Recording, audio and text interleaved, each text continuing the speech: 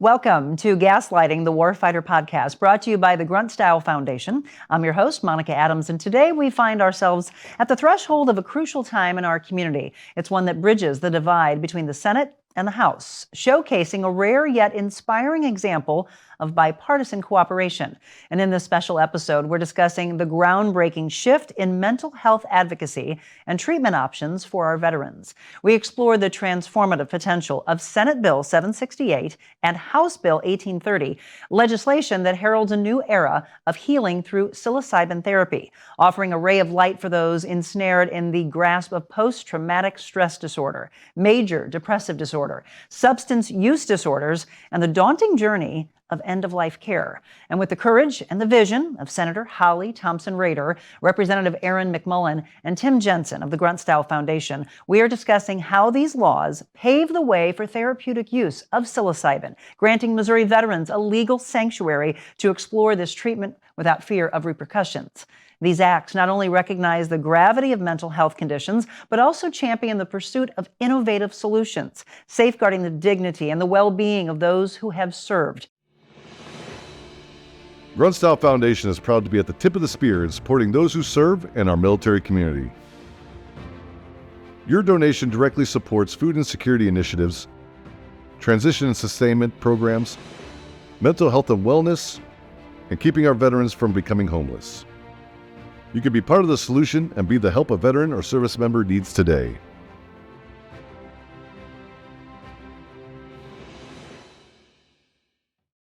I'm so pleased to have Representative McMullen, Senator Rehder, and Tim Jensen with us talking about psilocybin and alternative therapies and talking about these bills that now mirror each other, which again, I think is remarkable, and it's like giving us a positive light of movement forward. So let's start.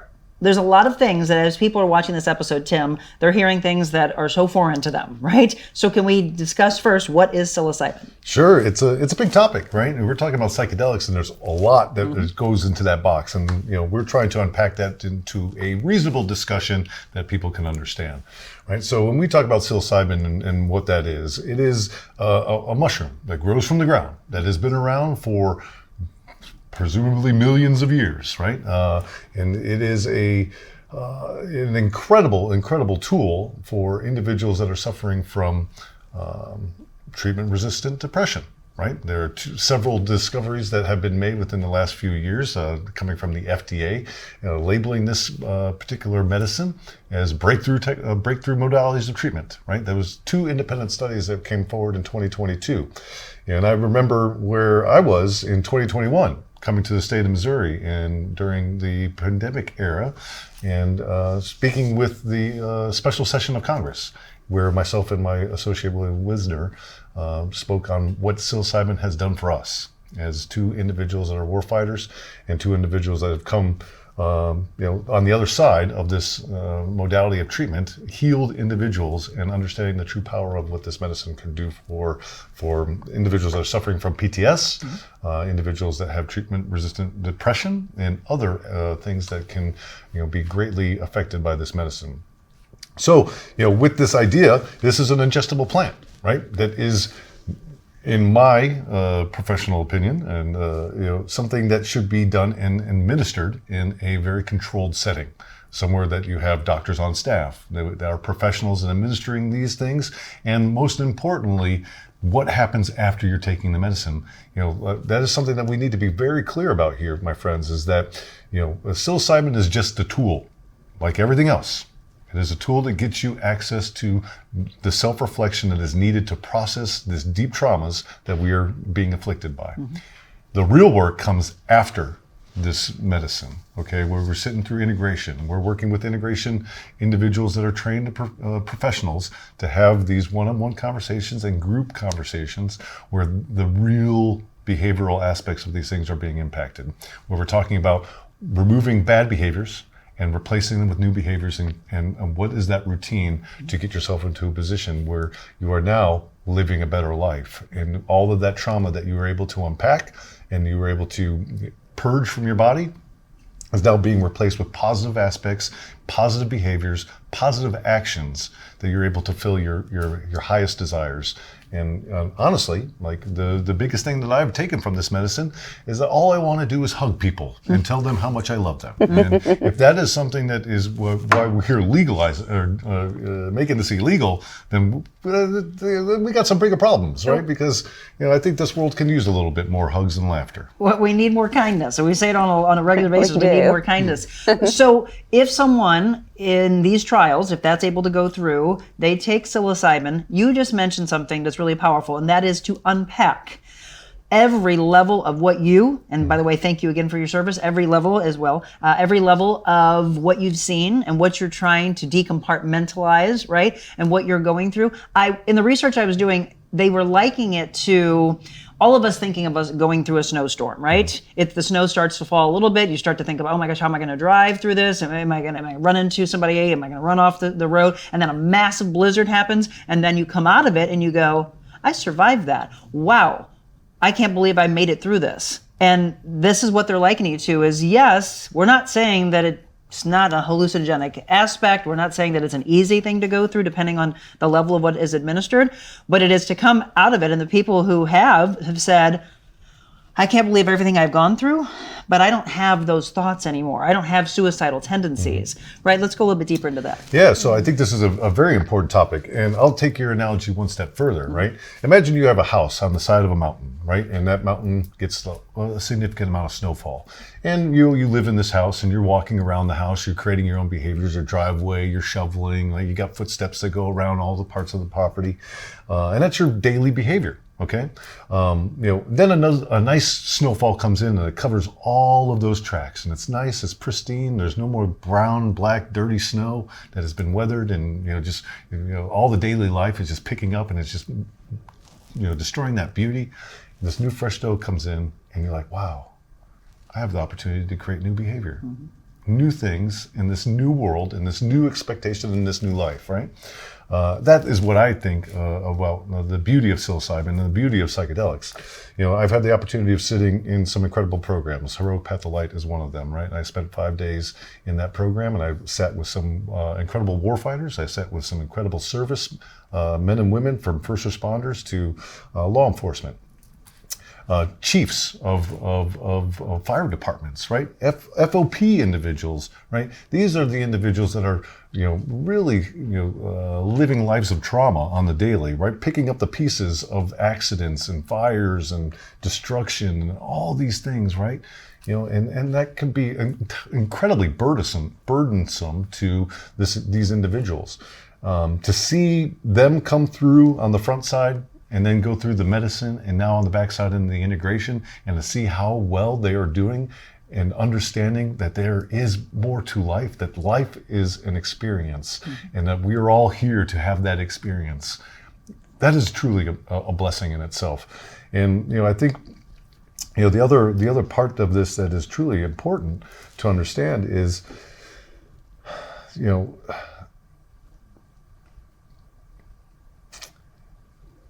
everybody in this country, humanity itself, we all have been struck with some sort of trauma, right? From our childhood, we might have had abusive parents. We might have been sexually molested. We might have had all sorts of problems that have been presented to us. And we are trying to survive, right? And we're taking all that and we're pushing it down just so we can get to the next day, right? And we wake up every day saying, I just gotta make it till tomorrow. Gotta make it till tomorrow. Gotta make it till tomorrow. Right?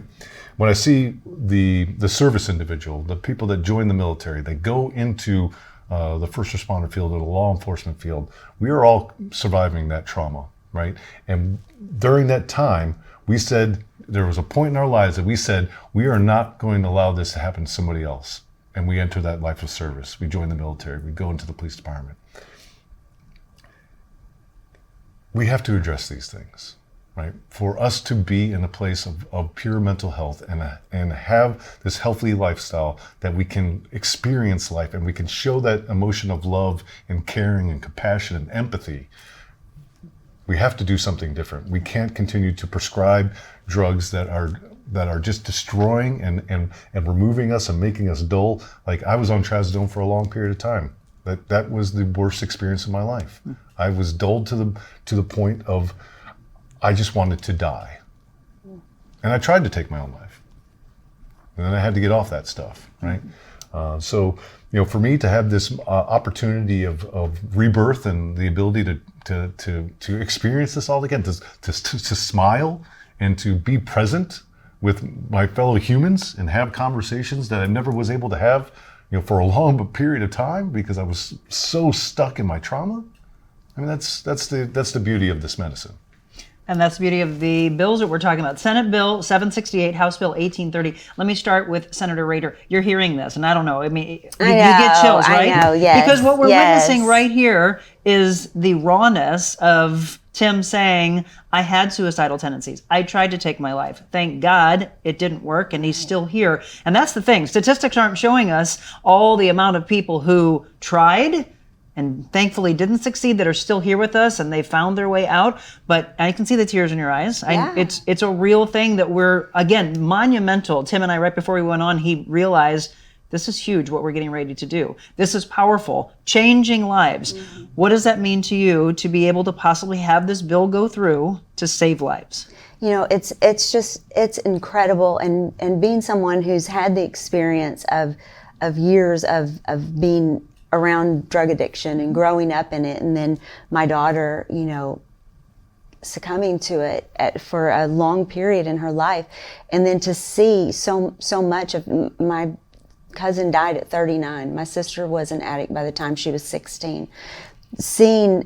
I understand the deep depression that these narcotics take you into, and so, my mother had suicidal thoughts. My sister. It is to have a natural remedy, opportunity, and thank God that this is coming out now, and for your work bringing this forward and being so honest and raw. And I mean, that is what Missourians need to hear, because there are options that are not going to just make you more dependent. Mm-hmm. They're not going to just make you worse mentally in other areas. And so I'm really excited that I can be used in a small way to be helpful to others. In a small way that can make a huge impact, right? Same thing with you, Representative. Yeah, it's an amazing modality that it's important to remember that when it comes to SSRIs and all these other things, they're attempts at the solution, but they're not really a solution. They just mask the problem. And we found a modality that actually has scientific backup that shows that it's effective more than 60% of the time. Mm-hmm. And it's nothing short of a miracle, but it's been in our own literal backyard this entire time. Yeah. And this is something that I want to get across is when we're talking about the tendencies that can come from the fact that this is the innocence of it all. Now you're being prescribed something to try to take care of your depression, but it's over-prescription. And then it is how quickly you can get addicted to it, and then how long it would take to get off of it. In the state of Missouri, we are ranked pretty high in suicides. What does that mean to the two of you, to hear the startling statistics that exist out there? We're in one of the highest states. I've watched it for years. Mm. I mean, I know it, and to, like you said, I mean, the medications are prescribed to help, but so they take you down another path, and the depression, and for people who have stigmatized addiction so badly that you have people who won't reach out and get help for their mental health. We have to normalize this conversation. We have to have more of these conversations. We have to show that this is what so many people are going through. And this is an opportunity for our state. And so, I mean, I think that this absolutely, when it comes to suicide, when it comes to deep depression, and so many people coming off of opioids, they don't make it off of the opioids because of the deep depression mm-hmm. that their body takes them into, that their mind takes them into. They don't get to go to the next step, They right? don't get They don't have the opportunity. Don't. And that contributes to the suicide numbers. I want to address this. This was given to me shortly before we started this. This is from April 4th of last year, State Representative David Evans' Capitol Report. So let's go through this, because this is where sometimes things stop and don't get pushed through. This comment was, every time I'm recognized for debate on the House floor, the House gives our country its very own and unique shout out or howl of appreciation. And he says one of the most important jobs for him is to kill, or at least fix, badly written bills before those bad bills become bad law. Right now, there is ongoing pressure by lobbyists to pass a very bad bill as amended. These lobbyists represent clients wanting to sell even more dangerous drugs, which will likely cause even more misery to Missourians. And he said, it may sound like I'm making this up, but this lobbyist maneuvered to get an amendment added on to a veterans bill, House Bill 1154. And later in studying the bill and amendment, he said he found bad language built into the legalese. You hear these, and I can see the look on your face. Can you respond to that? I think that it's important as a legislator that you must look into both sides of an issue before you make a judgment call. And when it comes to psilocybin, when it comes to some of these things that we're talking about that are not commonplace, everyday kitchen table conversations, right? These are not the psychedelics of the 70s. And so oftentimes, unfortunately, we have legislators who will form an opinion on something based on old information or not knowing the full story. And this is one of those cases. You have to, when this was first brought to me, I'm like, what? And I delved into it, right? And said, can it be? I mean, really, that this can be helpful in getting us past the opioid epidemic? And the more that I looked into the studies and the research, the mounds of research that has been done on this, I was so impressed and excited to jump in and help. And I think that when we see things like that, it's someone who hasn't taken the time to look into this and to read the studies. To go through the multiple levels of it. Because another one of his comments was this same exact playbook was used to first get medical, as he put it, marijuana passed into law, and then later to get marijuana fully legalized. So we can go back years, right? And we can look at it where there was pushback and people saying, oh my gosh, we're just going to have everybody walking around, and it just depends on what side you fall on. People on marijuana, and there was medicinal purposes, but now it's legalized. And I think you're going to have people watching this show that are going to say, yes, Monica, that's what we're talking about. But we're not saying that we want it out there for everybody in the streets, Tim. We're talking about it from a medical standpoint, administered so that these studies can take place for hope, right? I think that's what the underlying theme here is, that there's hope. Yeah, I really think so. And the challenge with it all is we, the people, are electing these individuals to go and represent us, right? We are not electing them to come and represent their own biased opinions, right? We are actually wanting them to be professional and to come at a problem and with all the information that they were able to look at this and come and say, hey, listen, I've spent the time, I have done the research, and here's what I'm proposing. That is how our Constitution is written for the representation of the people. I think this is incredibly dangerous language, that this individual feels like it is his job, and I believe that his position may have changed over the time, but to say that it is his responsibility to kill bills, right? Nobody's putting that responsibility on anybody, right? We're putting the responsibility on the legislature to bring forth good laws with great research and great determination of saying this will be in the betterment of our people, right? That is what we expect from our legislators.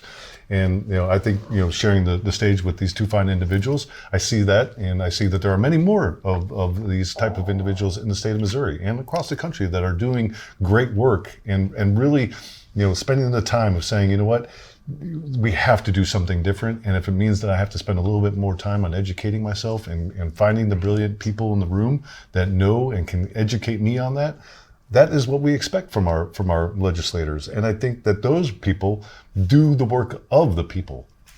And I'm incredibly encouraged by these two individuals on the stage that I'm sharing with. Well, and we have to be very blessed. Like here, not only just in Missouri, but let's go close here into St. Louis. The universities that we have, the hospitals that we have on the cutting edge, many throughout the world look at what is done right here. So what promising things are you excited about, both of you, with regards to the role that Washington University is playing? Yeah, I mean, Dr. Siegel was testified on my bill. He's a wealth of absolute knowledge. He's done a lot of really great research on psilocybin. He's also done some really good research on nitrous oxide and the effects of for depression and suicidal tendencies. Another great one, a bill that I actually co-sponsored, is the hyperbolic oxygen treatment for PTSD as well. So we've got a lot of really good bills that are coming up organically from multiple representatives. And I feel like we're really, really just making progress to finding out different modalities of alternative therapy. Mm-hmm. Same thing for you with regards to WashU.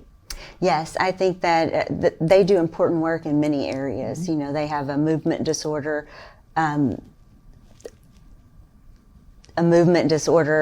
study that they do, and clinical work, and I've been through there with my family for Huntington's. I mean, and it's one of like 200 in the world. I mean, like they are known for being very much out front and in very important roles in finding solutions to some of these problems. And after we had started this bill last year is when I found out that they were already working towards some clinical trials. Right. And so it was very exciting to see them jump into this as well. Right, and I was looking from WashU's standpoint and Johns Hopkins, well, I'm going to get into that a little bit later, but from the Washington University standpoint, it was starting on animals, but then it was beyond that on humans. And it's again, the movement forward to help. You know, people too often hear PTSD and they think that that's just a term, Tim, that's just thrown around. And I've heard whispers, and then it became very loud roars of people saying, oh, everybody just throws PTSD around. I know that's frustrating to hear, right? Yeah, it's challenging, right? It's become, we just came off of 20 years of war, right? Mm-hmm. Where we've put over 3.5 million individuals into conflict. Some of those people have experienced some of the most horrific things that human experience will ever throw at them. And, there are, things that are happening within our country that people are experiencing some very horrific things, from crime to, MST to all sorts of different things.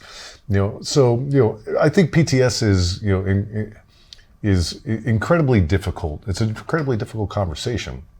But at the same time, it's very real, and it's something that we need to address, and we need to get past this understanding or this belief that it's not okay to talk about our mental health.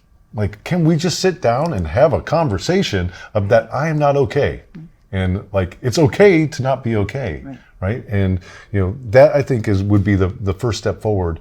And we need more individuals within the medical community, within support networks, and so on and so forth, to speak this truth in a much louder way. We've done in the last 30 years, the government has reduced mental health focus, in handfuls, right? And that's a travesty, right? But those are public dollars, and the consumption of public dollars is being allocated in so many different ways, right? But we just need to get into the position of having these really honest conversations again, and that's what we're trying to do with this programming, right? Is bring it forward and saying, hey, it's okay. COVID, as we had mentioned earlier, was something that we were able to say, oh wow, we have a problem. And the mask is off now, and the things that we are doing is not conducive to the mental health of our people. And when we are reducing our mental health, right, we're ostensibly reducing the national security of our country, right? Because if we can't have a sound mind, body, and spirit of the population, how are we going to be able to field a defense of sound mind and body to go and fight on the behalf of the United States in its defense?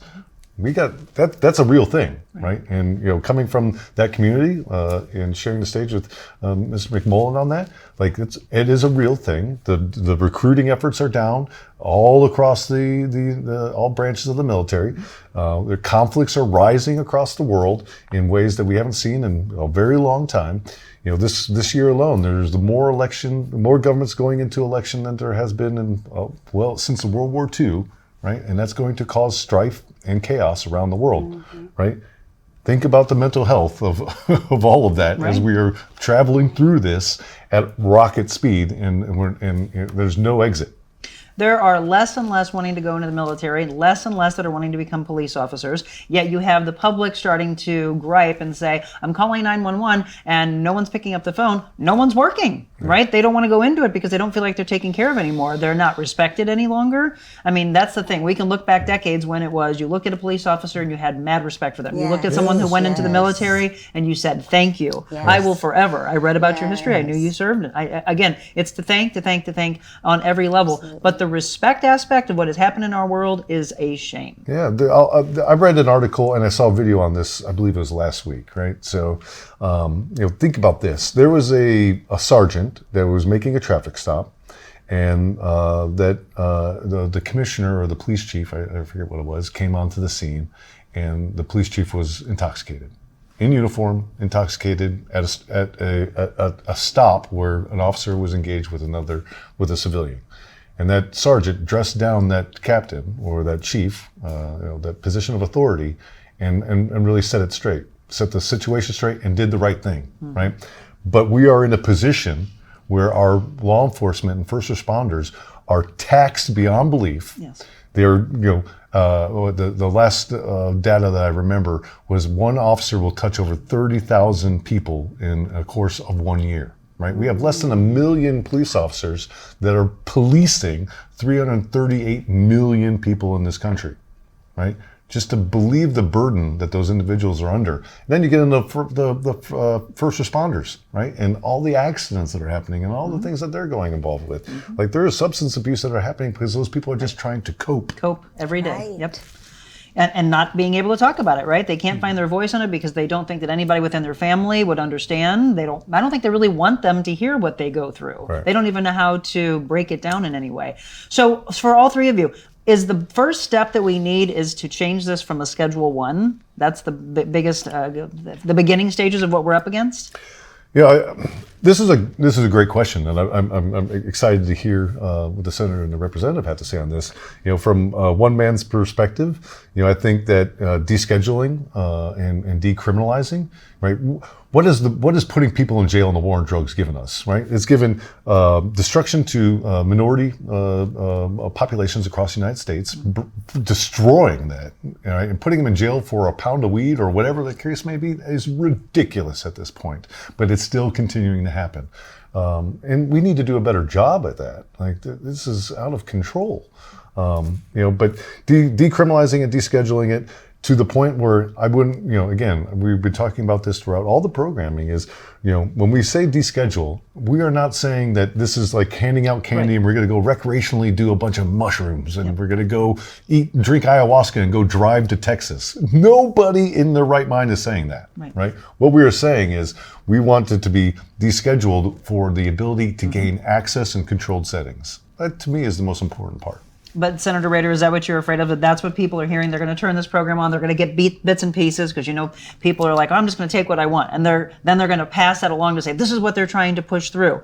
But you mentioned it earlier, Senator Rehder, that it is go through, read every level of what the bill is saying, and it's not, yes, here's some candy for you. Right. It is a clinical study, and that is what we're wanting then to become is this treatment option in clinical settings and very controlled. And the bill even outlines those controls. And so we've had trouble with that, and every state has trouble with that, with someone wanting to read just one little piece of it and then, coming out against or deciding what a bill does without reading the entire thing for themselves. And that's what is necessary here, because this legislation has been crafted with the people who know this, who have done these things, and who understand what psilocybin can do for us. And so it is incredibly crafted, thoughtful, and it's going to be really good. I think for me, where this is all heading is we get this study, we get the framework, we get subject matter experts, everyone together, and then when it's descheduled, then we can use that as a template to then administer this type of therapy in a clinical setting all over the state, and we'll know how to do it because we have this pilot study in the first place. And that's where I want to see this go. And I was just looking, so it talks about, although other hallucinogens, such as psilocybin, again, magic mushrooms, and MDMA have been researched for varying psychiatric conditions with increasingly promising results. We hear that, but I mentioned earlier that people just turn a deaf ear or a blind eye and just want to dismiss it. We are saying increasingly promising results from people in the medical community, right, that have looked at the beginning stages of this. We talked about ibogaine, psilocybin. Ibogaine still in the very early stages, though, of the research, but the drug side effects, including the risk of inducing a potentially fatal abnormal heart rhythm, is what some people are saying that they're scared by, that could pose a challenge for future studies. You want to talk about that? Yeah, certainly. And I'll be a little bit more forward on this, right? In the sense that, this idea that, psychedelics, will, oh man, don't eat the brown acid, right? You're going to be stuck in this thing forever. That's complete garbage, right? None of that is true. Right? This medicine cannot hurt you if you are doing it correctly and you are working with professionals that understand how to administer this medicine, and you're going through the process of, hey, if I'm going for ibogaine and I have cardiac issues, it's probably not the right modality for me, and there's another alternative that I can find that can give me the same type of efficacy, right? Maybe reduced in the sense of its full potential, but it's still there. Like, ayahuasca, right? That is another form that is coming from the South American tribes, right? We hear, all these different things about, of the scare tactics. And I believe it's coming from this generation that just doesn't want to let go of it, right? Let go of this idea that, oh man, it's bad, and it's the war on drugs, and we got to continue the war on drugs because we're going to put everybody in prison. We're going to wipe the drugs away from this country. Well, let me tell you what. You know what I found out from people like or organizations like Charlotte's Web, where cannabinoid and CBD is treating and curing autism. Give me more of that, please. Right? What I find about psilocybin being treatment-resistant depression 2 times as breakthrough. Yes, give me more of that, please. Like, what are we talking about here? Like, it gets me to the point where I'm just overly confused by professionals that are telling me, trust the science, wear a mask, trust the science, get vaccinated, trust the science. But we're giving you the science and saying, here it is, the science is here, we've got the data, we got all the anecdotals, what are we talking about?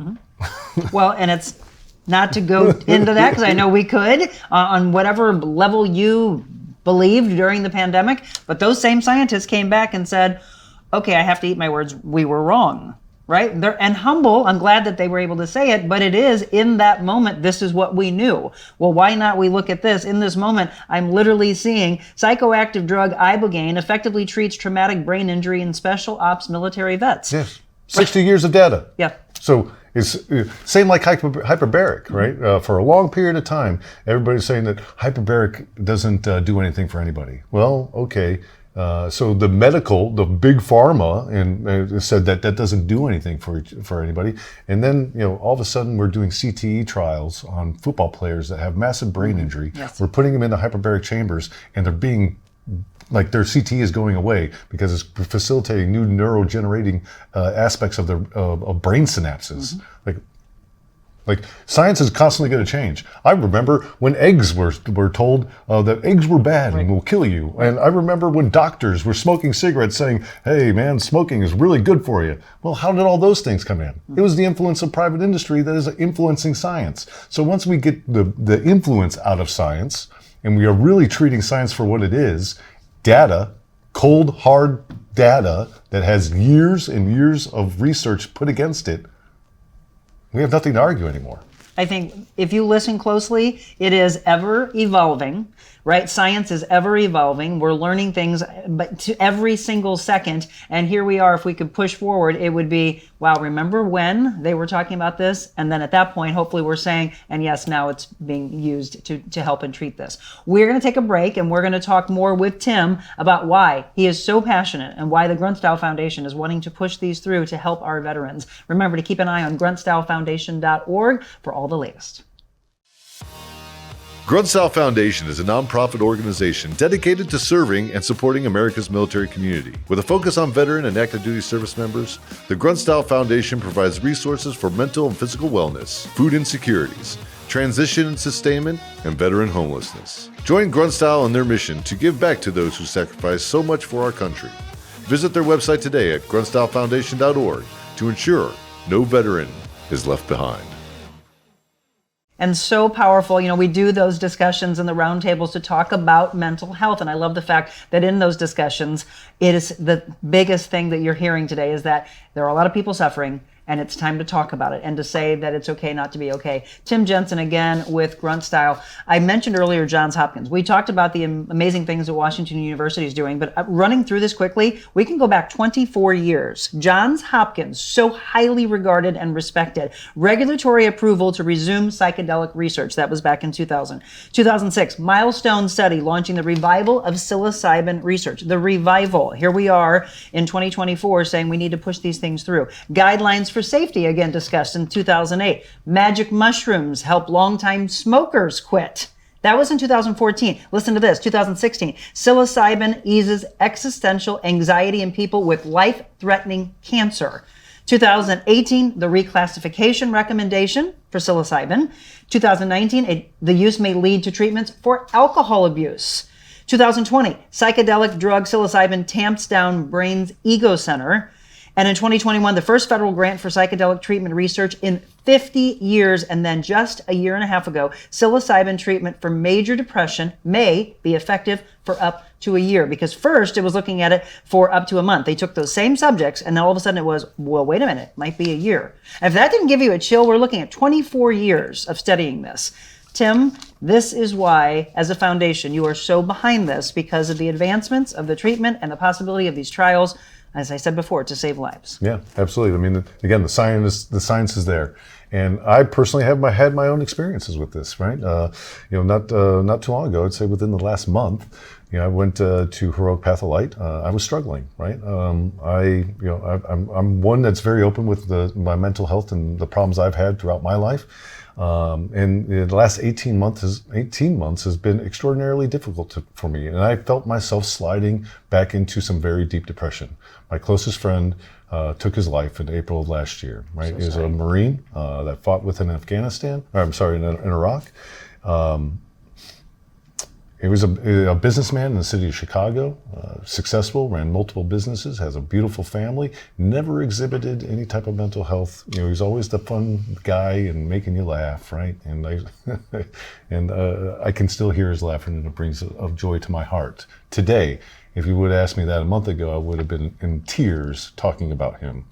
And he took his life. He was on Wellbutrin. All he wanted to do was go and try to find a smoking cessation so he can spend some more time with his family because he felt like that was bringing him to a bad place. Took his life with his family downstairs. I had my closest cousin. He died due to the mental health of the situation, and that was extraordinarily damaging and really brought me into this really, really dark place. And I found that this medicine has been of great help for me, right? So I went back and sat with the medicine, and I was able to understand everything that was going on in my head and my depression and where I was at. And I processed through that. There was some relief, some emotion that needed to be purged out. But what came out of that is I am never been so clear-minded in my life. Right, I'm more focused than I have ever been. I am the chatter in my brain is gone. All this ego that is just driving the train, right, and telling me, oh, you're this, you're this, you're this. Well, I'm not any of that. What I am is I'm a husband, I'm a father, and I'm a son. And that's what the medicine showed me, and that's what I needed to understand that I can live a better life, and everything that is around me that I believe is affecting me, and I'm allowing that ego to manifest in dangerous ways and bring me to the point of destruction was for nothing, because it didn't serve me, right? The only thing that I need to be serving is my relationship as a husband, my relationship as a father to my children, and the relationship I am as a son to my parents. And that was the most important thing that I needed to learn, right? And I've been, living my best life since. And this is the magic of it. And, through my career, and being touched by this medicine, right? I challenged, I went and sat with ayahuasca 3 years ago when the fall of Afghanistan happened. I was having some struggles there. And at that time I was, drinking a lot and smoking and, things of that nature. Had that ayahuasca experience. I've been smoke free for 3 years. I smoked for 30, and I don't drink anymore. I was never able to do that going through AA and all these other things. I could never quit smoking. I'd go long periods of time, but I was never able to kick it. I have not even the desire to have a cigarette today. So this is real. I'm bringing people to the medicine. I'm spending my own personal wealth to facilitate these things for people to come with trained professionals to make sure that they're being touched for it, because I don't want to see any more my friends die. Right. Not one. And I will hold myself accountable that I didn't get my friend to the medicine faster, but I didn't know. Had I known, I would have done that. And that is what I'm here to do today, right? Is I understand what my mission is. And my mission is to work with incredible people that understand that there is a better way, and that this is what the medicine can do for people, anecdotally, scientifically, and hands down, it is a gift to us that we are able to find ourselves again, right? And I will challenge anybody that is listening. The idea of the Red Road and the prophecy of the seventh generation. We are living in that time now where we, the people of this country, are so afflicted in our traumas, in our disassociation of reality, that we are living in this perpetual state of just destruction. And the prophecy of the seventh generation is that the people, the natives of this country, will bring the medicine to the people and will cure us of all this stuff that is happening. And we're in that right now. And that's a very special thing. And to be a part of that and to be a messenger and trying to share this and create opportunities of conversation, that's what I've learned is my role. You said something that we all need to look deep into, and that is, what is our purpose here on earth? What are the passions that we have? What can we do with it? I thank you for allowing me to be a part of this, because one of the things that I did when I stepped away from TV was to say, I want to make an impact on a massive scale, and what we've been able to do together has been beautiful work. And thank you for what the two of you are doing, and all of the colleagues that are backing you, and all of us as we hopefully vote these things through so we can start these trials. Thank you, all three of you, and everybody that's had a part of this. It's really powerful, the movement and the clarity that we hope we can find. Well, I want to extend a heartfelt thank you to our distinguished guest, Senator Holly Thompson-Rehder, Representative Aaron McMullen, and Tim Jensen, for their invaluable insights and dedication to advancing psilocybin therapy and alternative medicine for our veterans. Your contributions today have not only enlightened us, but also have highlighted the path toward innovative solutions in veteran care. And for our listeners seeking to dive deeper into this cause, or looking for ways to contribute, we encourage you to visit gruntstylefoundation.org. And for those of you craving more patriotic content that honors our nation's heroes, visit americangrit.com and subscribe today. I'm Monica Adams, and I want to thank you for your engagement and your compassion.